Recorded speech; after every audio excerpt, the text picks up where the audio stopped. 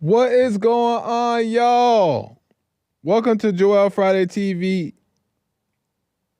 I am Joel Friday. Welcome to the show. Few announcements before we get started. I'm just making sure that we're live across the board here. Hit that like button, smack it, lay the smack down, the like, subscribe, and share button. Tell your peoples about the show so we get the subscribers up in the message y'all doing now. Help a brother out. As you guys know, we are live Monday through Thursday at 11 a.m. Pacific time, and at any point during the show, you can call in at 888-775-3773, 888-775-3773, and we can talk about whatever you want, whatever's on your mind. We can get into it. If for whatever reason you can't call in, but you still have a question or comment, or you want to just support the show, you can go to buymeacoffee.com/JoelFridayTV. Or go directly to the YouTube live chat, hit the super chat button, send your question or comments there. I'll read them live on air and as they come in. Speaking of that, I have super chats to read today that I missed yesterday, but it was a jam-packed show. I usually don't be missing my super chats. I'm lying a little bit, but I usually don't be because I like to get to them ASAP, but I was getting calls. We had a good message. We had clip. So I couldn't get to them, but that's priority. Okay? We are live on YouTube, Facebook, Instagram, and Punchy.tv. So whatever is the most convenient way for you to watch Joel Friday TV, you can watch on any of those platforms. And we are live streaming from any of those. So hop on there, hey, and hop in the comment section and chat it up. Sometimes I read the comments and I can respond on air if you have some questions or stuff. You know what I mean? So let's just have fun. Amazing stuff. So I got a little something. I got some clips to show you guys and stuff. How you guys liking me playing more clips now? I've been playing more clips. Opposed to just me having like a monologue for you guys. How you guys like that? You guys like the monologue better or the monologue with the clips? Which one? You guys tell me. Press 1 if you like clips. Press 2 if you want me to go back to just monologues. Press 3 if you want both. You know what I'm saying? Because I like to do what I enjoy doing, but I also want to, get some advice from the viewers. See what the audience likes.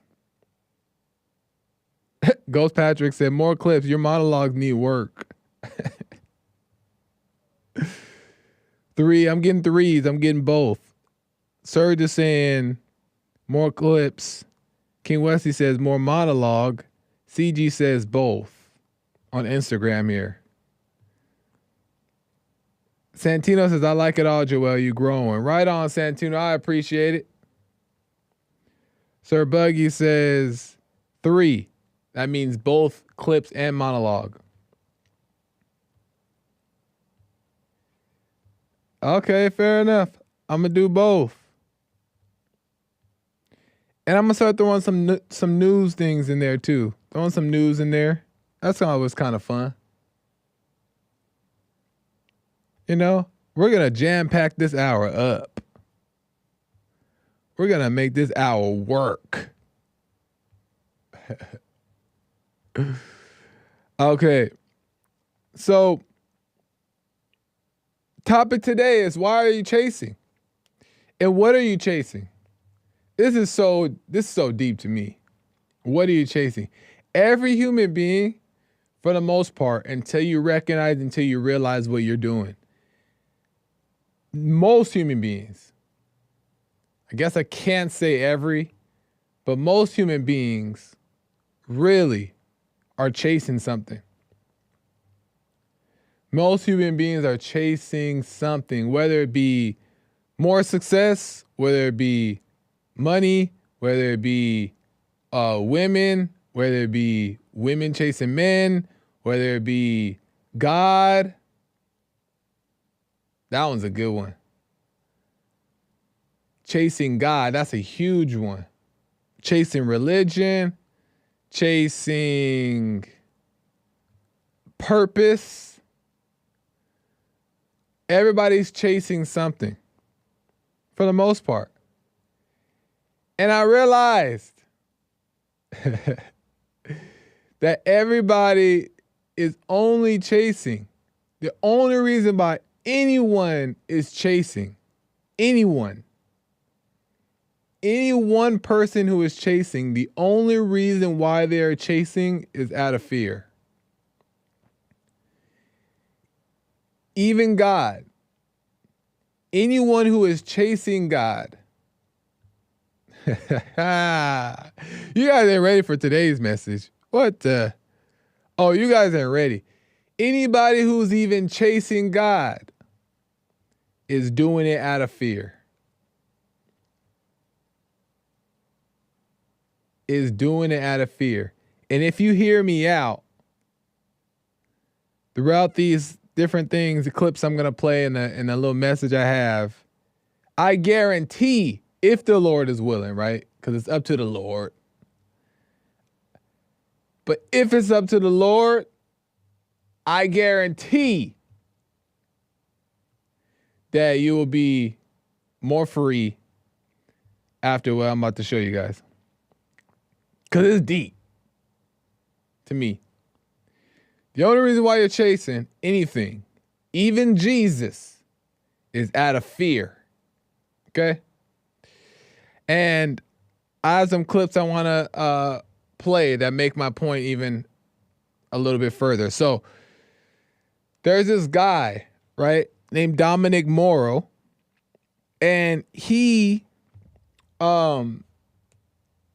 died and went to hell. Right? So we have a little bit of experience of this, right? We played a clip of a guy previously on Joel Friday TV. We played a clip of Howard Whitman, who died and went to heaven and hell, and he explains his testimony. Crazy stuff, deep stuff. Well, I came across another guy who died and went to hell, and he talks about his experience. Today, I'm not going to play that full clip, okay? Though you should go watch it on your own time. He gets into a lot of details. Oh my God, descriptive, and it's crazy stuff. But we're not going to get into that part. We're not going to get into the details today on the show. But you may see some details coming up on Punchy TV. New episode coming out on Monday. We get in a little bit more into the details there. So you don't want to miss Punchy TV episode. We'll get into the details there. But here today, I just want to share some clips on what he explains his experience of dying and going to hell have taught him about his perspective on religion and his relationship, for lack of better terms, with God is like today, and how that changed him and everything. Those are the clips I'm going to play today. This first one here is Dominic talks about how he was searching for God through different religions. Let's get into it. Your wife also said that you were just searching for religions, like searching for truth, Yes, looking I was into different searching. things. Yeah, my family can vouch for that. It just always had a compelling to form for God. That's why I was Muslim. I was a Black Hebrew Israelite. Like I said, Santeria, New Age movement. I did so much research over the years trying to find him. And the funny part was he was with me the whole time.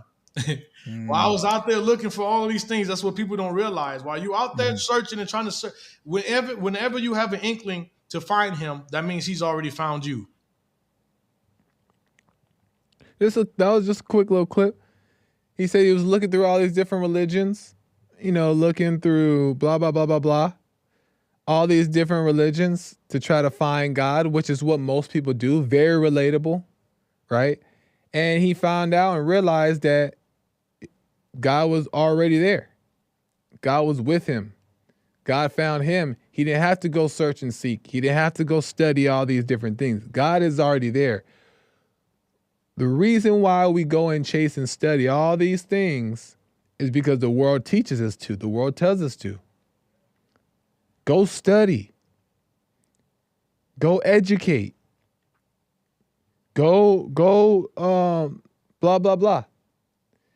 And instead of being taught that it's already here, it's already here.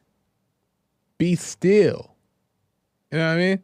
Stop running to go find it. No, you ain't nothing to find. It's already found. Be still. That's what's not taught.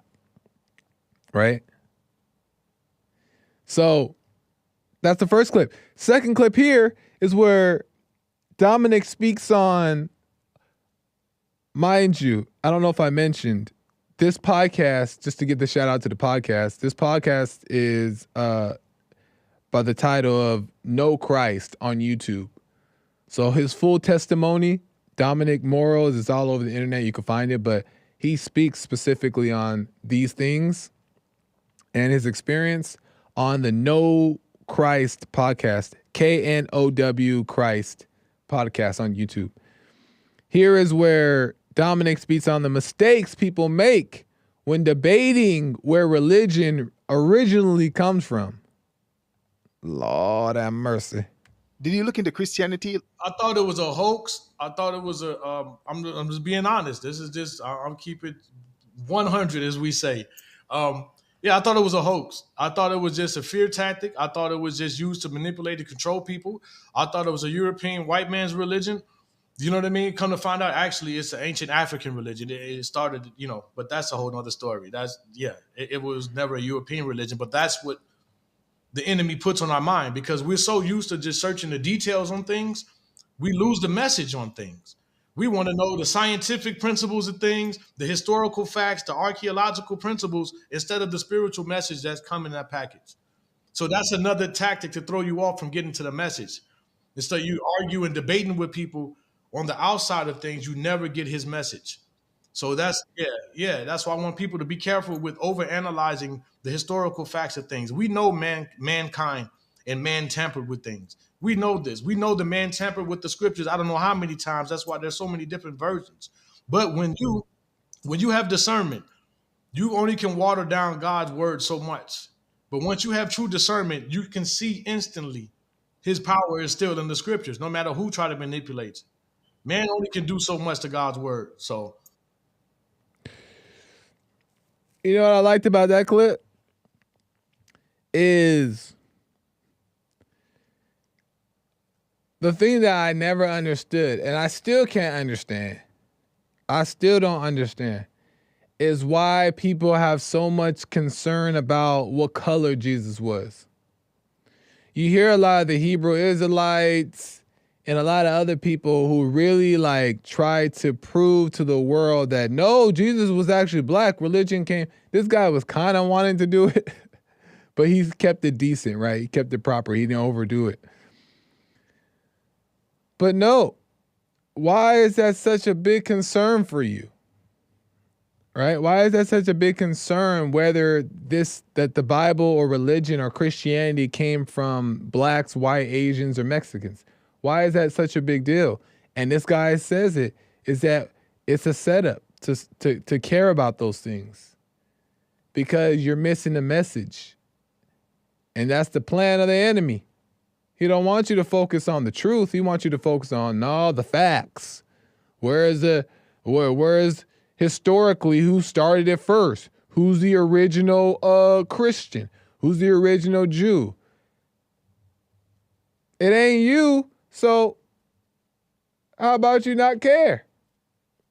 You ain't the original one. So let it go. Because I get callers all the time and they always want to tell me, I don't know about always, but they're like, they want to prove that Christianity or the Bible came from black people. I'm like, okay, you can have it. Right on, brother. I'm with you. Well, I'm neither with you or not because I don't care. It doesn't matter to me. If you want him to be green, if Jesus is green, then he's green for you. Right on. It's the message. It's the salvation. That's what's important. So I just always wonder why people take that so seriously.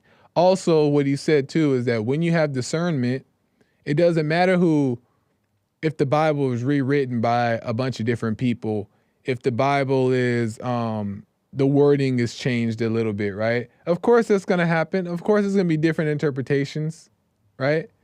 But if you have discernment, which is the Spirit bringing you the light within, bringing all things to understanding, then despite the tampering, despite the changing of words, the message is still relevant, right? The message still speaks to you because what's speaking to you is the light. It's wordless, but that's a whole nother conversation.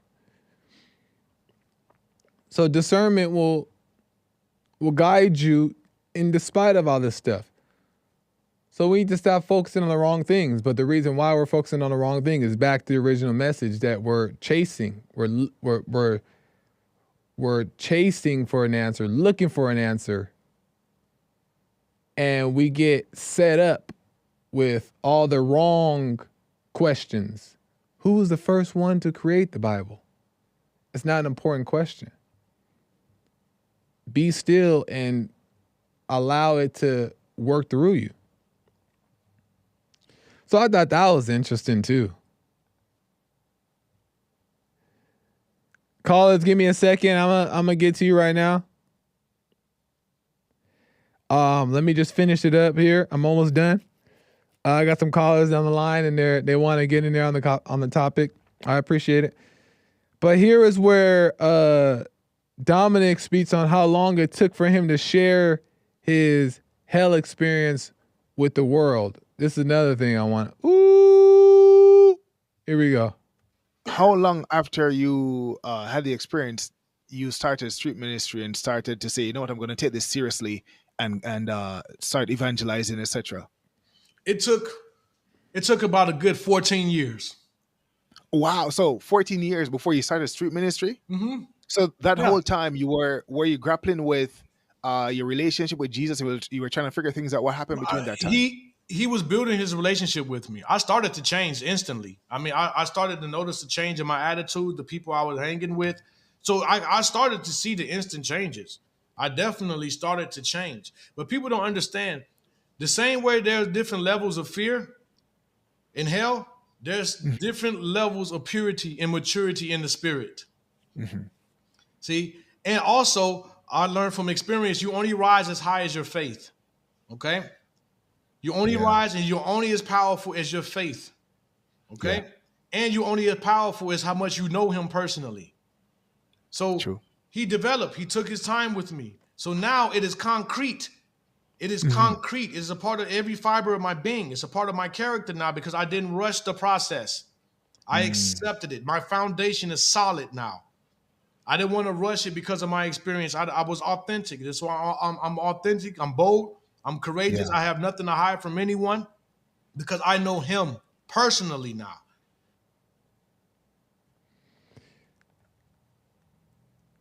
Man, I'm going to wrap it up with this here. I remember I used to just be in a hurry, chasing, running, doing all those things and trying to find success or find perfect peace or do it with my efforts, right? And trying to get it to a certain amount of time, right? Oh, I'm in my 30s, time is ticking, doing all these things and chasing all the wrong things. Even chasing God, it's not good. Because when you're running full speed sprint, You can't see. You know what I mean? The only way to truly see is to stop and drop and roll. Is to stop though and be still. That's the only way. I was chasing all these things and it was never working. Thank God it was never working. And I used to say, why am I not successful? Why am I not more successful? Why am I not having all these things? Why am I not into all these different things? Why not? And I realized, and I used to be frustrated too, it's bothered me.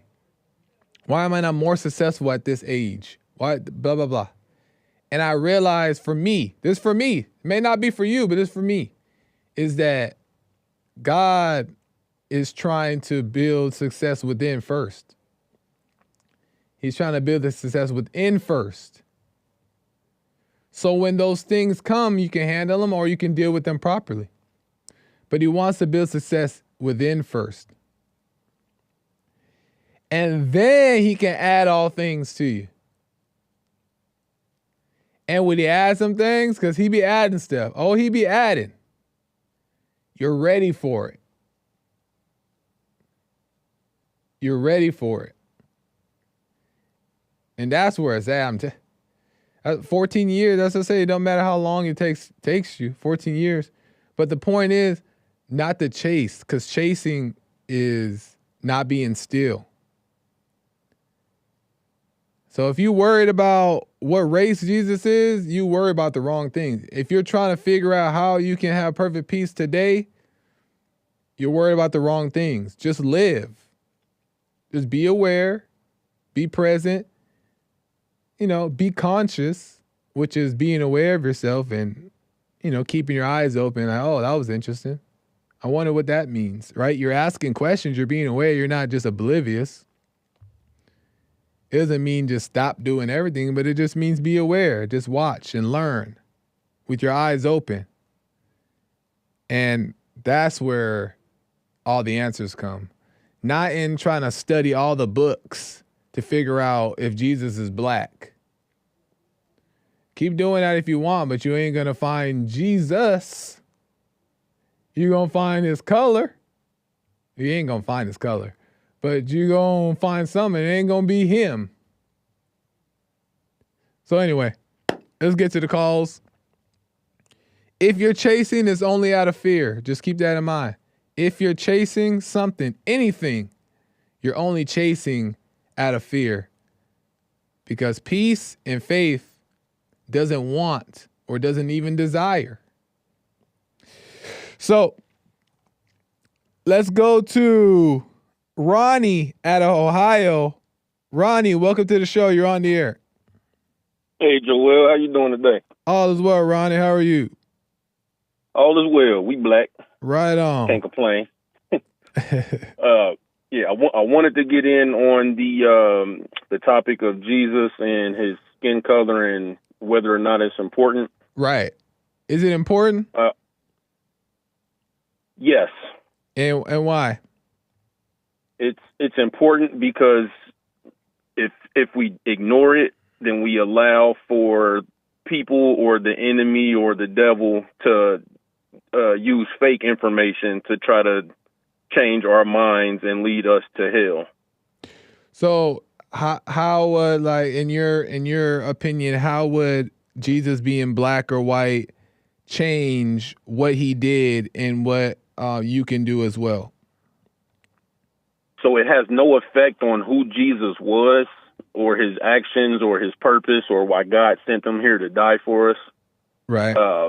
His race has no bearing on that.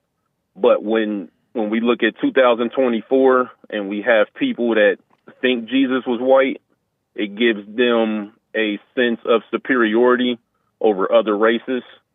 So it was intentional for the world to try to tell us that Jesus was a white dude with long brown hair, right, because then that allows us to think that Mary, his mother, was also white.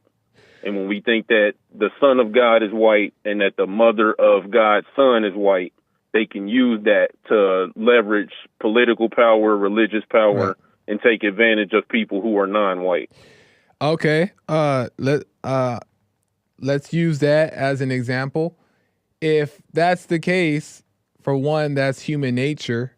The false nature, people do that, and you can't change what people are gonna do. That's gonna happen no matter what. But also, if you say that it's black now, on the other hand, then blacks are gonna do the same thing. So wouldn't it be better just to not identify with the color at all, opposed to trying to figure out whose color it belongs to? I agree with you 100%. I don't think that it should be a key indicator. I don't think it should be a major factor on why or why not somebody does or doesn't follow Jesus. But as you said, it's human nature to kind of use those things for evil. So if we can't all be in agreement that Jesus was not white, there's going to be some evil that comes from that and comes of that. And, you know, that's already evident in the past 400 or 500 years. Right on. So are you into trying to figure out what it was? Because I think No. Okay, because I thought I've heard, maybe it wasn't you, but I thought I've heard you try to prove that Jesus was black. I wouldn't prove that Jesus is black, but I definitely have proof that he was not white. And why is that? Why does that matter though to you?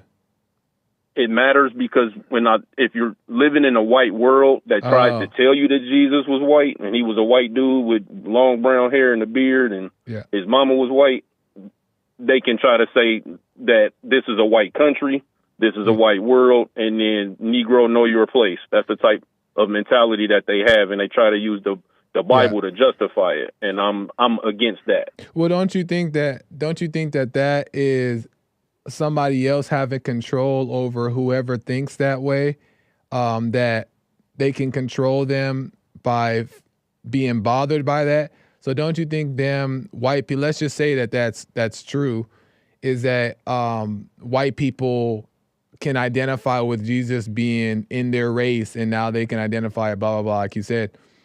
And now somebody like Ronnie is affected by it. Doesn't that mean that they're controlling you exactly how they quote unquote want to?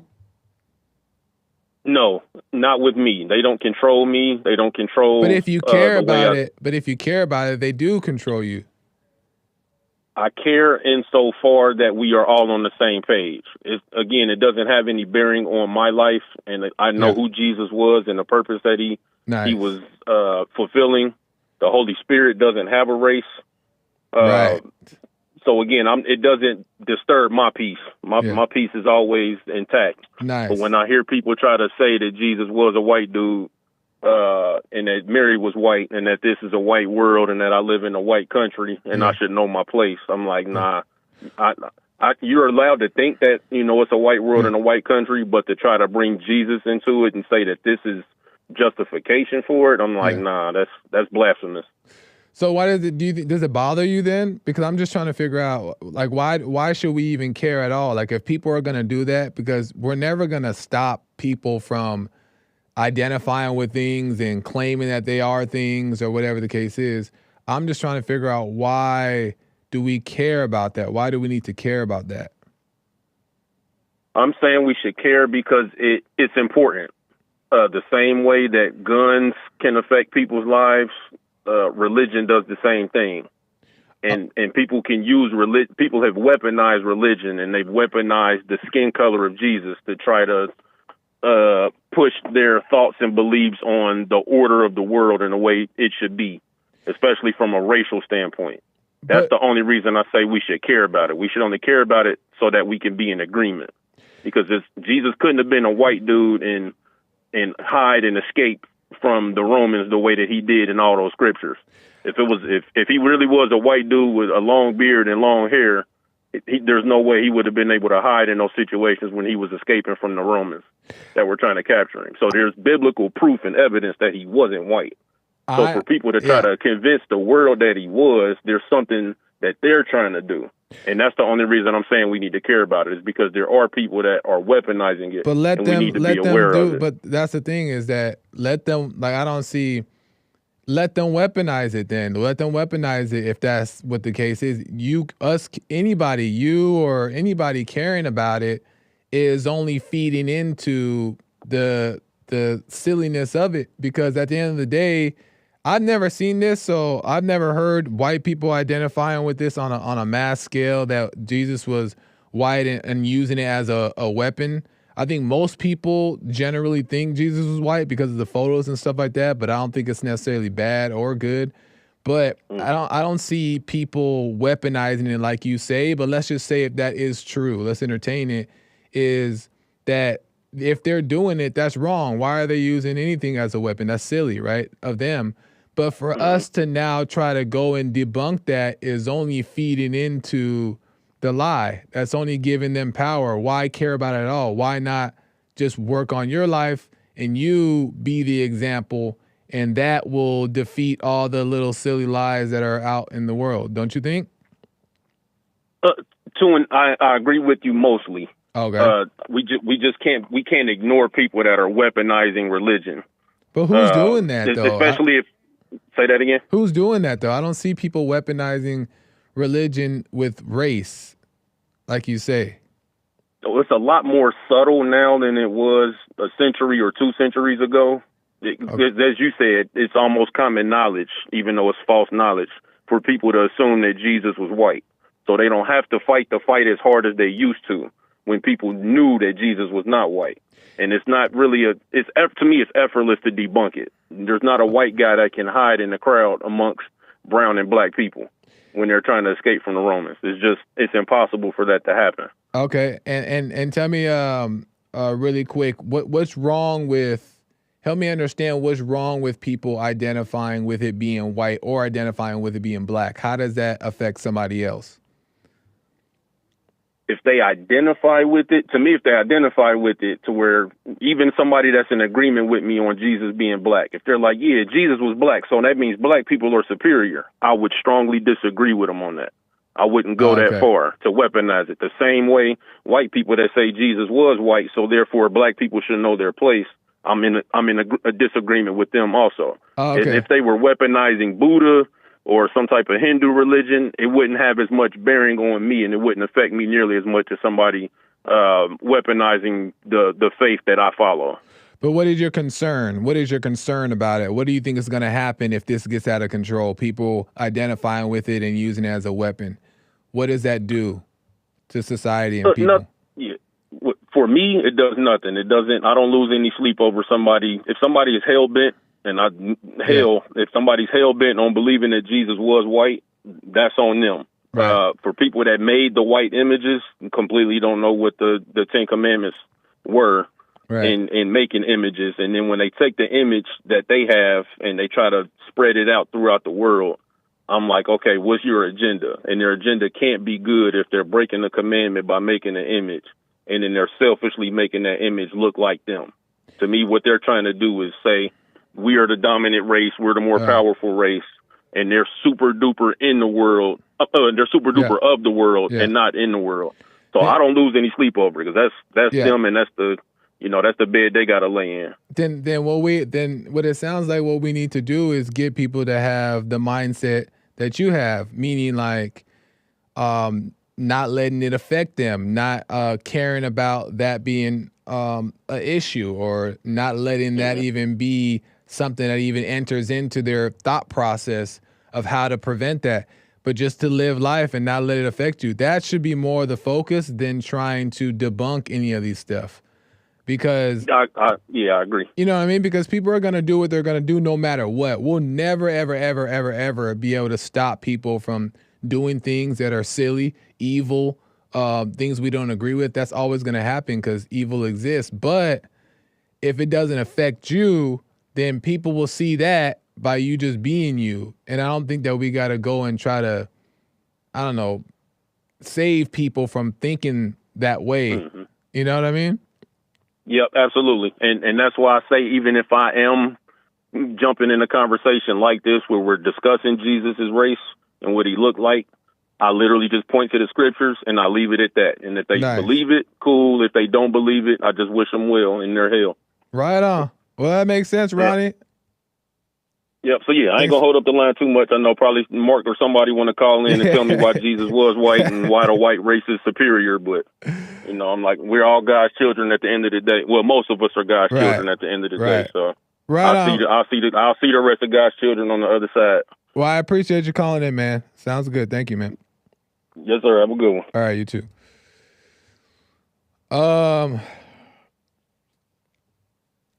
Let's keep the calls moving, but I do want to say really quick is that doesn't matter. And the point that I also was making with Ronnie too is that people are gonna do that stuff. People are gonna identify. People are gonna say that Jesus is white, people are black, or whatever, because it makes you, when you don't know yourself, it makes you feel better about yourself. That makes you feel like, oh, there's something special about your race because Jesus was the originator or something, right? It just makes you feel good, but it's just filling a false void, and that's gonna pass soon too. That'll pass. So that's not important. What's important is, like Ronnie was saying, if it's true what he's saying, and I have no reason not to believe him, but if it doesn't affect him, then it can't affect the world. So the goal should be helping people learn how to not let things affect them, opposed to trying to tell them what they can't do. You know what I mean? If you want to believe Jesus is white and then use it as a weapon, do your thing. But it ain't affecting me and it don't hurt me. So my goal, I don't know about goal, but my thing should just be helping people realize not to let it affect them. Because if you tell enough people it doesn't matter and it's a silly thing, then that little weaponizing thing won't even work. You know what I mean? Because it won't be affecting nobody, so they can't use it against you. But I think maybe that's what Ronnie was trying to get at. So, anyway, we got to keep the calls moving. Let's go to Nathan, first-time caller out of California. Nathan, welcome to the show. You're on the air. Oh, man, Joel, I told you to kind of wait. I wanted to leave more in an imprint than just kind of a back and forth, you know? You wanted a what? I wanted it to leave more of an imprint than just a back and forth. I wanted to give the last caller time to know he's wrong. And you put it's all good. Put me back on hold for a little bit? No. I got to get to... Oh, okay. You need this now? Okay. Yeah, go ahead. All right, then. Well, I'll first tell the last caller, I don't know who he was, but anybody that thinks like him, okay? You have a local bookstore, okay? And along with the Bible down there at the bookstore, okay? Down here at Fullerton Bookstore, you can come buy it. Women of the Bible, 50 cents. There's no excuse. I don't get it. You don't get that if you read the book Women of the Bible, it describes what the woman looks like. Therefore, if God impregnated her, what would the baby look like? We're trying to get these people to think, not just, be emotional. But what did you say about 50 cents? The book costs 50 cents. I have proof. It's on the back. I see. It's a little stamp that says 50 cents. I purchased the book Women of the Bible for 50 cents. 4/23 is the date on it. Maybe that's when the book expires. Just kidding. So, what point are you trying to make? What point are you trying to make about the last caller? My point I'm trying to make is Jesus was white, man. He had the good hair, okay? But how do you know? Like the long brown hair, nice good hair, Jewish woman, like long brown hair, okay? She was fair-skinned. I mean, I have the thing in the book. All I got to do is, show him. Okay, he can read it himself if he knows how to read and goes to the bookstore ever. And why does that matter? Why does that matter to you if Jesus is white? It doesn't matter to me at all, but it will stop him from calling in, hopefully. At least give him something to do. Oh, but why does it bother you that he is thinking a different way? It doesn't bother me at all. I'm just trying to help, just trying to inform, just an observer. I observe the call, and I'm trying to help the caller. But it doesn't feel like help, though. It feels like... What does it feel like? It feels like you're saying, and read. Most people do this for the most part, including me, is say, what's wrong with you, dummy? You're not saying this specifically, but what's wrong with you, dummy? Why you think like that? I know, that's why I say you didn't say it specifically, but that's how it's coming off. It's So if like, are anybody you said not it, you smart? said it, Wait, Joel. wait, I know, but you're saying it. Okay. What's coming off is you're not smart enough to know Well, that listen, Jesus was Joel. white. You listen. Okay, stop. You may feel that way, but listen. I feel that the last caller was intelligent enough to go down to his bookstore, pay 50 cents, and read the book. Okay, fair enough. I'll tell him to read it, but I hope All it right, doesn't guys. matter. You have a good day. Love the show. Okay, thank you, Nathan.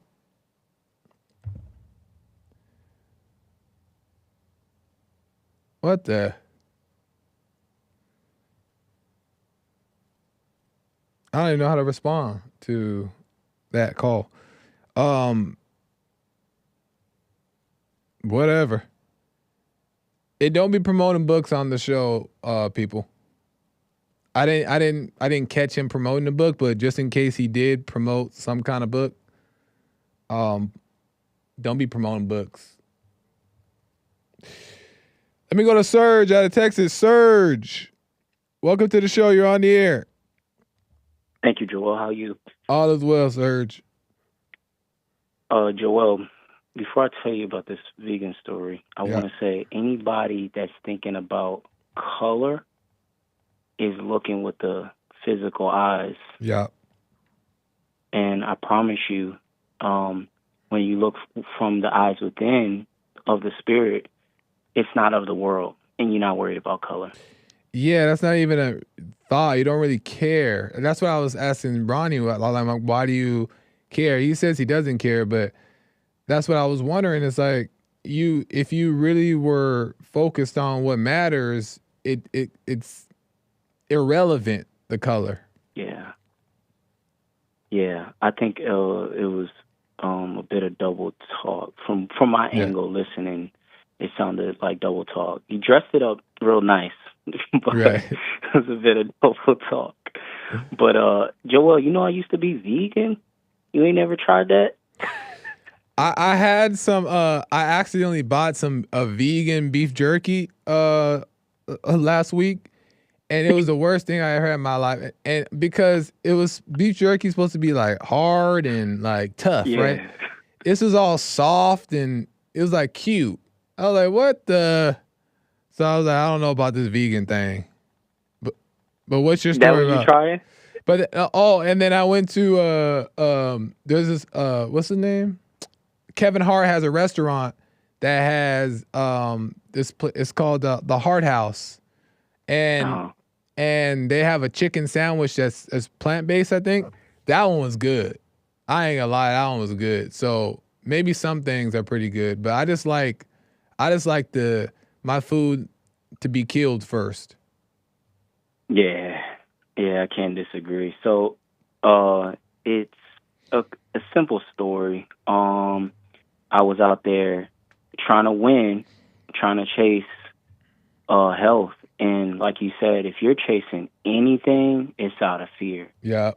And I wanted to be the healthiest I can be, the fittest I can be. I wanted to self-improve for the ego. Yeah. Because the parents really jack you up, especially if you do well out of those messed up situations. You go into this kind of self-help journey and you don't realize that you only feeding the ego. Yeah. You think that I'm going to be something. I'm going to be better than my parents. I'm going to be this. I'm going to be that. So I went on this vegan journey and it messed up the body. And so the point of the story is you can try all you want. If it's not what God wants for you, like you're not gonna be pleased with it. You may even be able to stay in it just so you can see that it ain't working. Yeah. But you don't get the results you're looking for. And to this day, I still ain't got the results that I'm looking for. If anything, I'm fat. That's why you got it. Oh, go ahead. Fittest guy wanted to be the fittest guy in the world, and now it didn't work. No, and you're making a good point. It for the wrong reasons, and also if you pay attention as well, if you're just even if you do the wrong things, quote unquote, right? The wrong things, if you're aware, you see why it doesn't work. You see why this doesn't, because different things might be different for different people, right? Maybe a vegan thing may not be that bad for somebody else, depending on certain health condition. Who knows? I ain't a doctor, but I'm just saying is that if you're getting into it for this like ego reasons, like you're saying, then you're not going to get the results that you're looking for. Yeah. I learned that I was chasing something, man. And when you stop chasing and you're not afraid, that's where it'll be revealed. Well, actually, when you have that mindset of you just forget about it, right? Yeah. And stop thinking about it, then it gets revealed to you that maybe I was trying to will this thing. Yeah. Right. And then at that time, I didn't know exactly to let go and let God, but I noticed that I was trying to will it. Yeah. And I said, maybe I should just ease up and just one day at a time. And if I want some chicken, we'll have some chicken. We're not going to overdo it. Exactly. Mm-hmm. One thing that I know for sure is when you try to will it if you try to will yourself to lose weight is when you gain it. Because you're not going with the natural process. Actually, American Anchor Baby Nick has a great story about, I don't know if it's a story, but he talks about how what he does now has helped him lose a lot more weight than when he was counting calories and trying to be all serious and do all this stuff.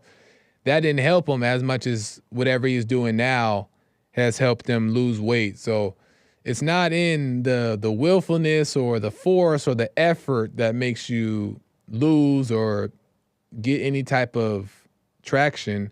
It's more of just letting go and letting those things happen naturally and as you learn. So it's interesting, man. Yeah. And to finish, I'll conclude with this, and it's not because somebody may say, well, maybe Serge wasn't disciplined enough. No, exactly. I was disciplined. I even went fruitarian because it was, it wasn't working to be vegan. You had to try the next level. Mono meals, man, that's the way to go. That's what they convince you of. And what happened was my woman got taken away at the time, so I wasn't cooking. So then I was SOL. I was like, I don't know what to do now. Now we just gonna have to eat meat. Yeah. So you can't will it at all, man. The only way to see is you gotta let go. That's the only thing that matters. That's right, man. 100%, Serge. I appreciate it. I gotta move the calls, but appreciate you too. Right on, man. Thank you. All right. Man, we could do a whole nother show on diet, on forcing it, on overworking out. Oh my gosh. On overeating, on fasting. We can do a whole health episode, a whole week of health episodes on debunking all that stuff that's just not true. Everybody wants to lose weight. Of course, everybody wants to be healthy, but nobody knows how to actually do it, right? You could be disciplined and you could do all those things and you can get the job done, but will it last, right? Oftentimes you burn out because it's not natural. It's not in its own process. It's not the right way. It's like, I got to do A, B, C, D, E, and F. And that's going to work, but it doesn't last very long. But we can do a whole nother thing on that another day. Let me get through these calls.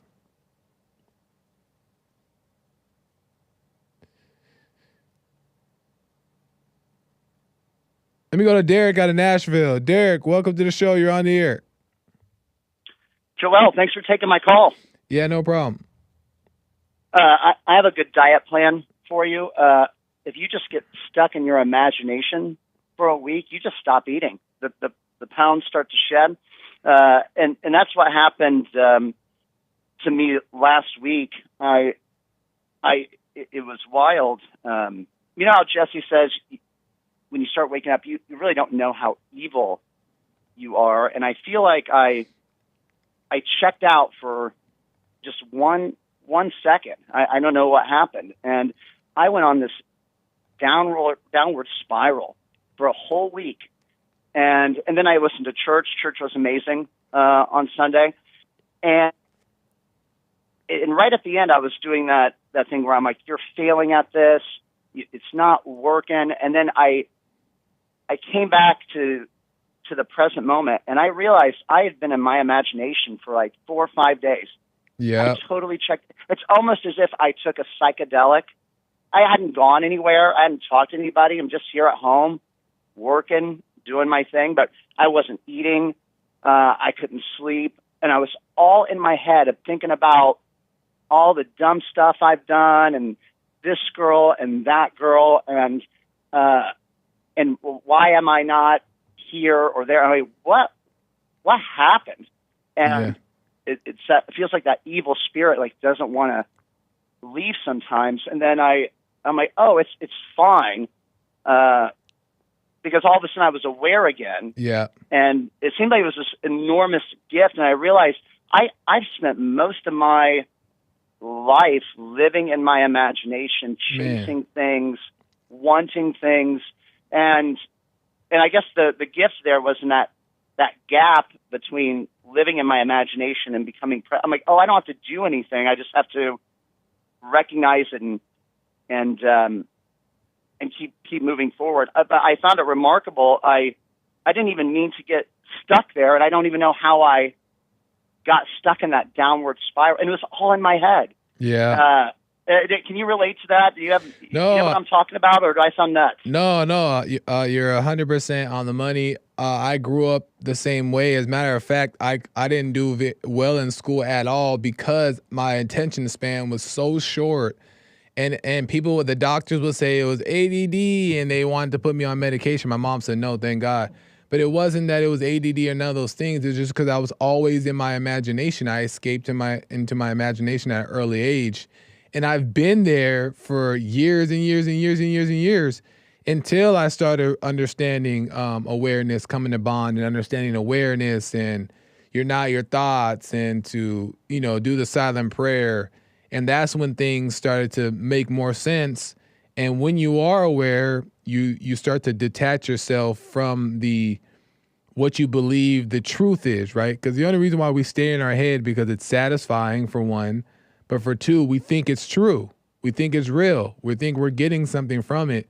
So we stay stuck in there, but the awareness separates us from it. And that's how we can come back to real life, reality. And you made a really good point there. It's satisfying, but I think that's when Jesse goes, people love their hell.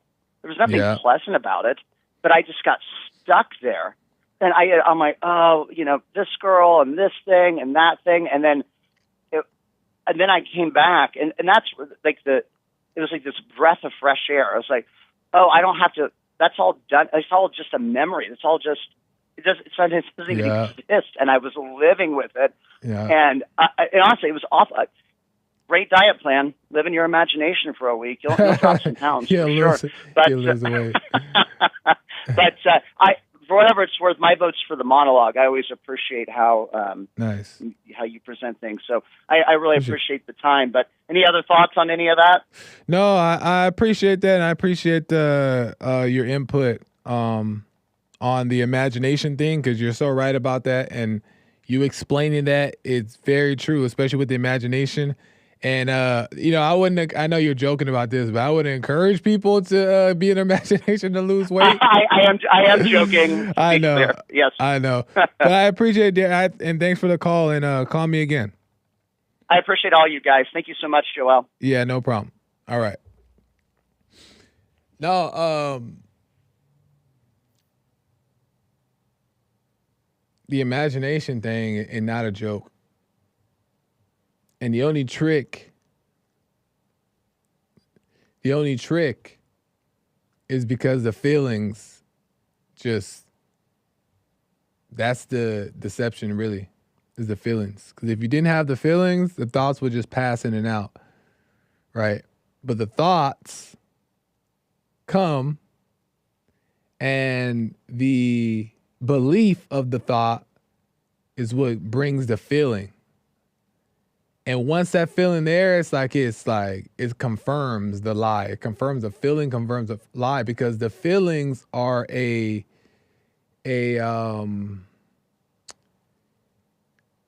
want to say like a replica, a fake replica of the Holy Spirit.